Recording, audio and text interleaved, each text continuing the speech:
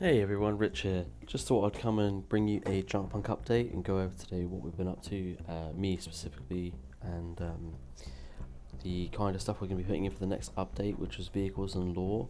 I'm not going to show you the vehicles in this video, they're over here, but they're unfinished, and we're still testing, finalising the models, and yeah, I'm not ready to show them yet. But what I thought I would do today is just go over the creative process that I go through to create environments. And where I start and where I get to through that process, the various stages that I take to create an environment, and kind of how that thought process starts for me and how I get it through to the final design. So I've been creating environments for, let's have a think, many years, since probably Counter-Strike Source came out 2003, 2004, and I started off in obviously Source, the Source engine. I know it's Source 2 now, but I started off when it was Half-Life 2, and that seems like an insane amount of time ago. Back then it was always binary space partition, and yeah, it was just looking back, it was crazy, honestly, and the amount of work you'd have to do to make a binary, what's called a BSP level. It was quite therapeutic and fun, but as tools moved on, especially as I started to use Unreal Engine, I don't know if Source 2 is any different, I haven't checked, but I'm sure it's upgraded now. But it was quite fun back at the time to make those kind of environments, and that's kind of where I kind of fell in love with creating sci-fi environments. Which also carries all the way through into JUNKPUNK all these years later, and I'm quite happy that I did make my first game, which was the Prospect, which was a commercialized Half-Life title, and I spent ages making that game. Obviously it had mixed reception, but looking back, I think that as a one man making a Half-Life game on your own, definitely a huge challenge, and I actually look back on that very fondly because I learned so much from that, and I think really in hindsight, one man commercialized Half-Life game project is always going to be an incredibly high bar. So I'm really happy that I did it, and it's benefited me greatly for the future in terms of my design and learning from that initial release. And so really where I start, and this is something that I will go back to even when in the first game that I made, I just start with a basic block out, and you'll see behind here that what I did at the time is I got our 3D modeler, who was Connell at the time, he's moved on now, but I got Connell to make me the monolith model, but just on the outside, and then from that I then have a brief idea of what I want to do inside. With me, I will usually do very basic mock-ups, especially for early access games. I don't actually spend too much time on paper. I do, see, this is where it's a 50-50 really, because I do recommend you do it, especially when you're first starting out making a level. I would say do it. I think as you become more of a veteran / senior, level designer or, creative, it's much easier to just hop straight in and go for it. And that's kind of what I did on this monolith one here. And that's because I had an image in my head that I knew exactly what I wanted in here. I knew the layouts of the 2 floors in my mind. I knew what I wanted down here. And I decided to put it together. And I think the reason why my perspective has changed on whether you should draw it all out and plan it before you start has changed so much, because I would highly recommend that. And there is even a Valve philosophy that I read years ago that said just get it all down on paper before you begin.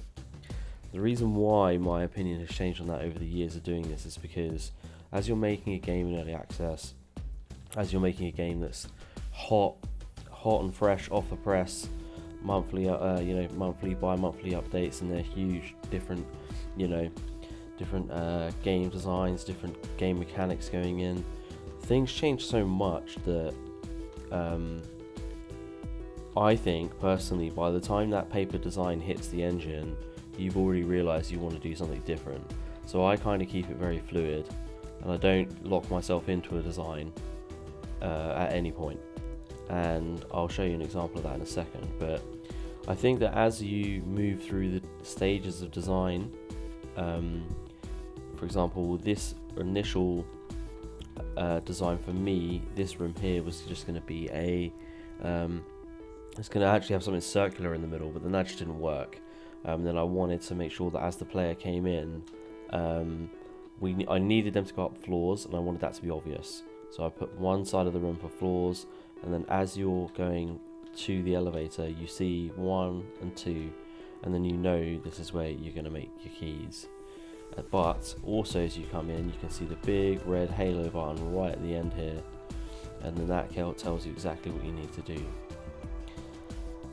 All of this is fairly good, and I think it's quite intuitive, but definitely in early access, you want to make sure that you've got room to change things based on player feedback, and that's something that I definitely would recommend if you're designing a game in early access, that you are open to changing these designs. This one I think is pretty good, and I think Monolith 2 is pretty good, and we're learning and adapting how we design our games so that they're more intuitive and easier to play.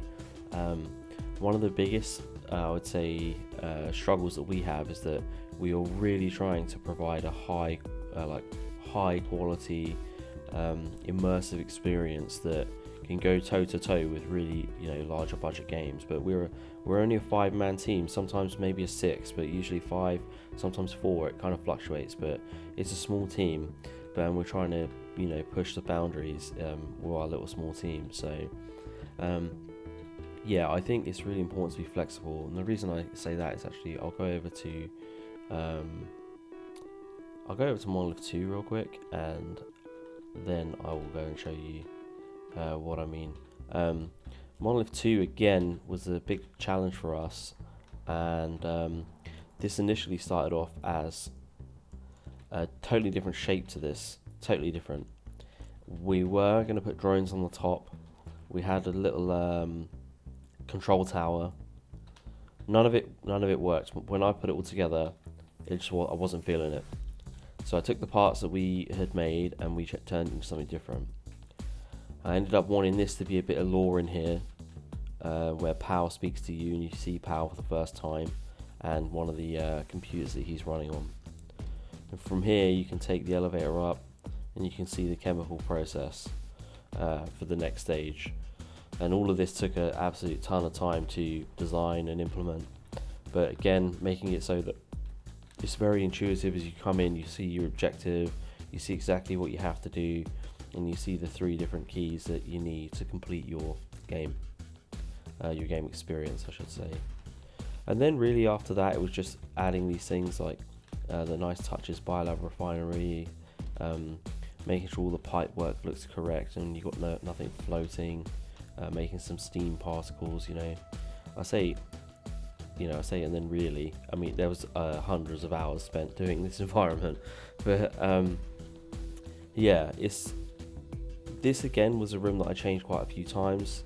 It didn't look anything like this to begin with, and then I eventually went over, I changed it all, working closely with a modeler who works for what's called Java. He's a great modeler, and he's done a great job making a lot of modular kits for me to be able to use to design our games, and that's been really awesome, because it allows me to just slot components together, and they look really good together, and I can scale them, especially for NWR things. We made a whole NWR modular pack that we can make environments out of. And then you come up here again, and excuse me. This room, I wanted to give it more purpose, and I'm kind of a bit upset that I didn't get to do it in time. Maybe I'll come back here and improve this later, but generally it was supposed to have lore up here, and I will improve this. But it serves as a purpose to get up to the next floor, which is the platform to trigger this monolith. And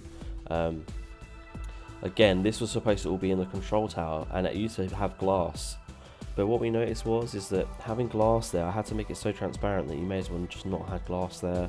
It messed around with the camera angle, and you just couldn't see the world change. You couldn't see the ground change. So I had to just delete all of that and nuke it and just go again. And from that point there, I just thought, hey, why don't we just have, like a Star Wars-esque platform where you can go out and in all weather conditions, you just see the whole world, and then you start it here. You're already looking down at the ground. If you've got players down there or anything like that, they can see it. And it just solved a whole host of problems. So that's the kind of fluidity in the design that I take, and I will definitely not lock myself into a design, because it's all about the play testing. It's all about seeing what happens after you make those first initial mock-ups, and sometimes those mock-ups can take hours just to get to that position, but you're always learning and improving, and eventually you realize when you start your next project, okay, we remember this from last time, so we don't have to make that problem this time. You can avoid it. Just have some coffee. But again, I started off making this room, which is one of the first rooms in the first interactable room in the first town. I've got some improvements to go make in this town, but that is coming a bit later in the week. But this is an NWR town, and inside this town there's going to be various features and various lore and things to discover, because this town, it was a core part of designing the fan system that goes into Monolith 1. So what we've done is we've made demo prototypes and smaller versions that they would have tested before building this monolith, and it will play into the lore. And I'm not going to tell anyone what the end game is in terms of the lore. I know exactly what it is. I've written it all down. However, I'm not going to drop that spoiler here. I'm going to just keep that secret, and you can all discover it as I write it and as you uncover it in the game. But yeah, so initially in this building I had this, which was a small prototype fan system that the player could come in and see and read a bit of lore about. However, this room is this big, and then I realised, hey, that's just so stupid, because you wouldn't put a fan that is powerful, even a prototype version, that is powerful enough of sucking in the whole atmosphere in this room. You just suck the whole room into the engine, it'd spit it out the back, and it'd just be a GG. So although it did look pretty cool in there, I was like, this has to go into a bigger room. So I'm going to be making this into more like a wind tunnel building soon. But what I did do was I did make this now into a room where you can see an early version of the power core, and the early version of the power core is a early version of this here, up here, with all the quantum processors on this wall and here, and also part of Monolith 2, which is in here. There's a lot of power stuff down the bottom here, this kind of stuff. So yeah, this would have been one of the prototypes for Pal, and getting him online, and being the sentient AI that he is, to do the calculations to fix this whole planet. This is long since gone, and he's evolved since then, and now he's helping restore the planet. But this will be we are going to make some terminals that you can interact with in here. They'll be coming as well in the next update, and you'll be able to read the lore about the game. I am currently a bit pressed for time, but what I would ideally like, maybe in the future, I don't know if I'll be able to get it in this update, what I would like to do is get these voiced over as well, so that there's actually like a almost like a cassette tape sort of thing, say cassette tape, a voice clip. There's only some other games I remember picking up cassette tapes, but yeah, like a voice clip of the actual person talking. I want a mix of talking and text preferably. But yeah, what you can see in here is an old version of PAL, with all the various cables hooked up and all the power going in and diagnostics going into here. And again, this room did not look like this when I first originally did it. It had the two jet engines in, but when I realized, hey, that doesn't fit at all, I had to scrap that, and we went again. And the one thing that I've started doing is, I used to be quite adverse to this, but I have found a couple of modular kits that are on the Epic Game Store, and I've used those. So shout out to Epic Game Store creators, because you make life a lot easier sometimes. Sometimes you don't. Sometimes your assets that do not work, even though they say they're going to work in game. Oh, please, if you're an Unreal Epic creator, please test all of your stuff in a packaged version of a game, because it's the one thing just putting them in the engine, they sit there and look good. It's a whole nother thing packaging and seeing if it runs externally. That would be my best advice to any Unreal Engine creators out there if you are putting stuff on the game store, because it says it works and then we'll package and it will just fail the package and we got to go hunting as to why it doesn't. But that being said, what it is really good at doing is it allows us to split our resources so that we can still make bespoke stuff, because if we had a team of 20-30, it'd be easy to make everything custom, but we don't. But what I like to do is, because I'm a little bit against just buying loads of content and cramming it in, I like to have a hybrid of fully bespoke content made in-house by us, i.e. the NWR equipment, and this, for example, is a hybrid. Some of it's NW, some of it's us, some of it's is a creator, and I will only ever use one of these if it's perfect. If it doesn't fit exactly, it's not going in for the sake of going in. But what it does do is it allows us to not have to focus time on, for example, this wall is a content creation, and that's great, because what I would love to do is be able to push our efforts into the bespoke stuff that we need, and use these things, because this looks fine and it fits the theme and it looks good and I'm happy with it. Only if it passes all of those checks will we use that product. And yeah, so generally it's good to have a hybrid, and I kind of changed my mind on that, because I used to always be like bespoke. But what I think is, over the years, that people have become a lot more accepting of external content creation going into games, and that's a really good thing, especially coming from when I made Prospect. A lot of heat on the fact that there was assets that I didn't make because they were made by Valve. I don't think that's the case anymore. I don't think it would be as hardcore in terms of the rage that I didn't make all the assets from scratch. I've seen such a huge boom in games and the creativity and the marketplaces providing content for that. And generally, if it's used right, I think it can be a really powerful tool. Because, like I say, it allows us to go and make the core game that we want and not have to spend hours and hours on these kits. Because, for example, we made this kit.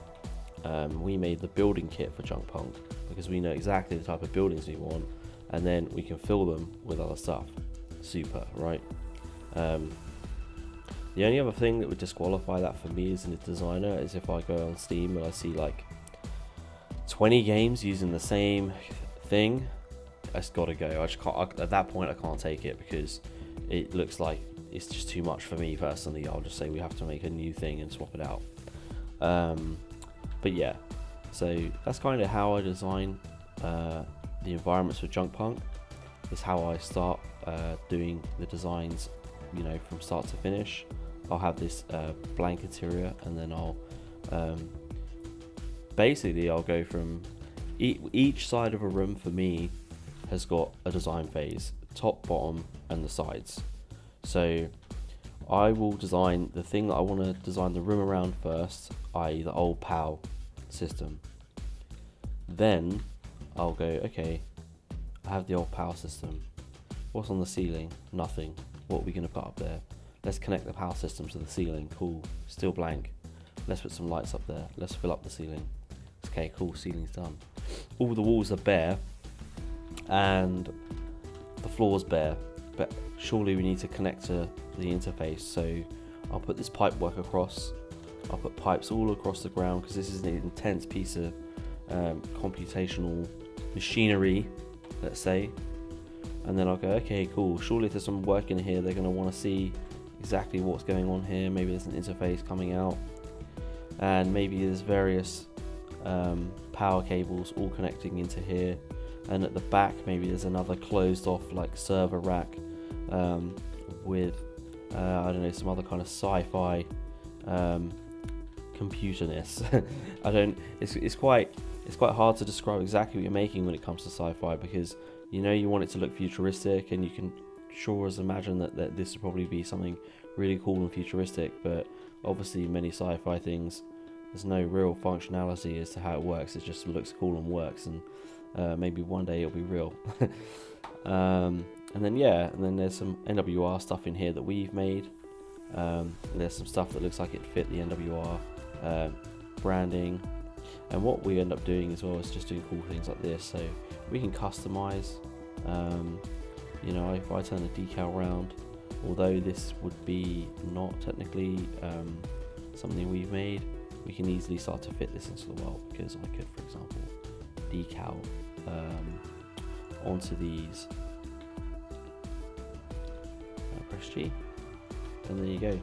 I could also add another decal for dirt, and before you know it, it's now an NWR locker, branded locker. So what I'll do is I'll go, okay, what's going on this wall? Another connections, doorway. What's at the back? Okay, cool. Maybe at the back this probably would be even more computer power to connect to the main thing, and then over here would be where the original people that designed power would work. So I'll try to get this layout, then I'll be like, okay, let's start messing around. I'll start building it.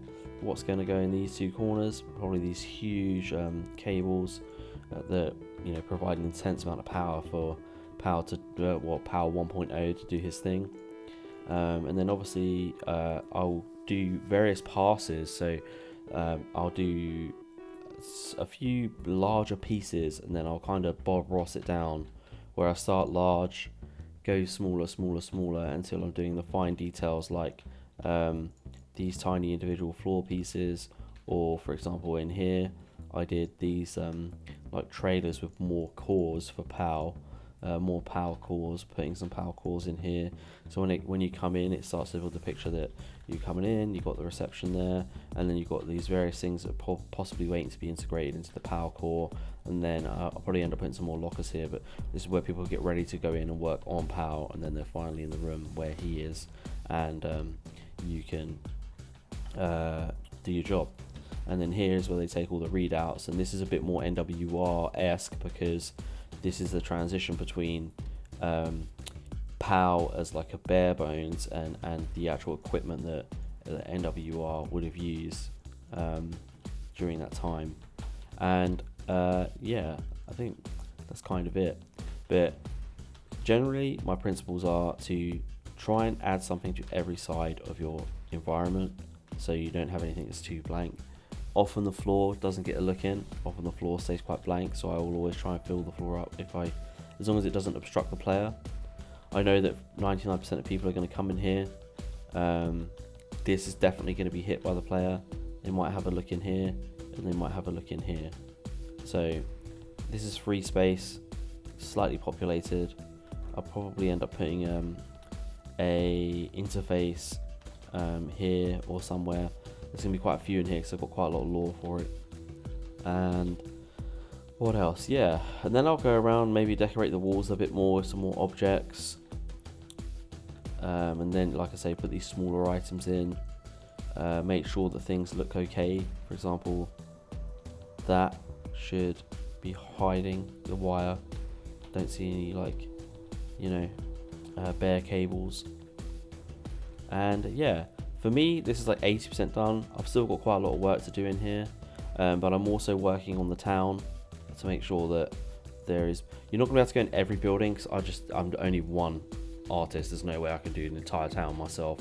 So we're picking our battles, and basically there will be certain buildings you can go in, certain buildings you can't, but the buildings you can go in should be fun, interactive, and who knows, maybe over time I can fill these out and make them real buildings, because I know what I want in there. I just haven't had time. I just don't have time to do them all, because I imagine by the time we by the time we do all the towns and all the buildings and all the different interactables, I could easily see this being like close to Outer Worlds level, you know, interaction. Obviously not all the NPCs and the, you know, the storyline and stuff where you can choose the different skills and story. I don't see that happening. I just mean in terms of the size of the towns where you go in, there's loads of different buildings and you can maybe customize stuff and find a vehicle, and you know, it's just going to get crazy big. And yeah, so this is town 1. That's probably going to be town 2. I need to do a bit of work here, like I say, and then I'm going to try and crunch in a town 3 somewhere, possibly over here. I kind of want the town to be a bit closer to the start of the game. And what I would like to do is every monolith we drop another town or another 2 towns. So ideally I'll have another town for monolith 2 at some point, and then 3, 4, 5. So there will be at least between 1 and 2 towns each monolith. So it could be anywhere between 5 and 10 towns in the game. And then also at some point, depending on how big the game gets, I would like to add possibly different factions that you can interact with, like these guys up here, because they currently don't do anything, but they did have a purpose, and I know exactly what I want them to do. But we got to get there, and that brings me on to just saying, if you made it this far on the end of the video, then thanks for watching, and thank you for the continued support that you will give us, because this is a huge project. And I can definitely see this becoming, you know, a large game that hopefully we can provide almost as a service to our players. Because what I think we could easily do with JUNKPUNK is, after we've done this world, make another world. Could easily do that. A cooler world, different stuff, and it's just so open, and there's just so much room for improvement. There's so much potential. That what I'd love to do with your help is just tap that potential and make an amazing game. I think we're well on our way to getting there, and yeah, hopefully we will look back on this video in a year or so, and there'll just be an insane amount more done, and it will just be a way better game. So yeah, that's a quick look from myself, how I get all of the environments done. But these are painstakingly slow. I can only imagine there's hundreds of objects in here that I've been trying to put in. So here's a sneak peek. This is like 80% done, like I say. It's going to be more detailed by the time you get your hands on it, slightly more. This is just a sneak peek because we haven't put out any news for a while. I thought I'd show you all what's going on. Part of the early access journey, seeing that get built. As you invested early in the product, and I mean, let's just be real here. Look at this. Look at where we are now, and we're not even a year past launch, and yeah, it's just crazy already how much work we've added to this world in our various updates, and I can't wait to keep working on it more. Honestly, it's a lovely world to work in. Well, not in its current state, but I might get Ed to try and put something in where I can change the state of the world in the editor so I can see what it looks like. But generally, yeah, I can't wait to keep working on it. I can't wait to keep filling out this map, and I don't really know where Monolith 3 is going yet. I've got an inclination, but as you can see, over here, pretty dead. Over the right side, pretty dead. I think, where have I initially put it on my prototype? 4, 3 out there in the ocean. Is that number 3? Yeah, I'm still working out. I do definitely want an ocean monolith. The only issue is it's like a whole new beast to do ocean gameplay. So, bear with me on that one, because I need to work out how we can get that all done well. I think we had a fairly good idea, but yeah. So that's it from me. I think I could talk for hours about all the ways we design stuff and how I build it all, but yeah, I'm just FYI, I did the whole map, so this is why it takes a while for the updates, because You know, I'm the designer and the map designer and the actual person that puts all of this in. And I make each monolith. I make all the I design the machines. Ajava is a great modeler as well. I'm not taking anything away from him because he absolutely smashes it. But yeah, I think that's all from me for now, and I'll see you soon. All the best.